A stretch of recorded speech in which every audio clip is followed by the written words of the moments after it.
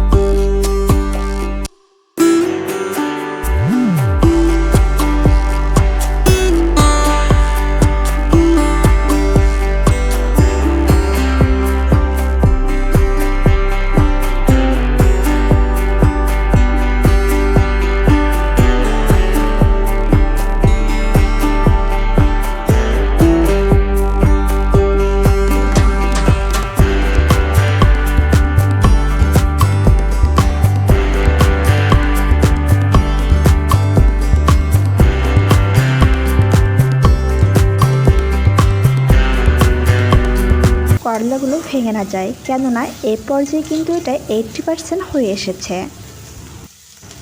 আর এইভাবে করলা ভাজি করে দেখবেন যে আপনার পরিবারের সবাই এটাকে খুব পছন্দ করবে। আর যে কখনোই করলা খেতে পারে না বা খেতে চায় না, সেও কিন্তু এটার প্রেমে পড়ে যাবে। আর এভাবে করলা ভাজি করলে কিন্তু এটা থেকে খুব সুন্দর একটা সুঘ্রাণ পাওয়া যায়।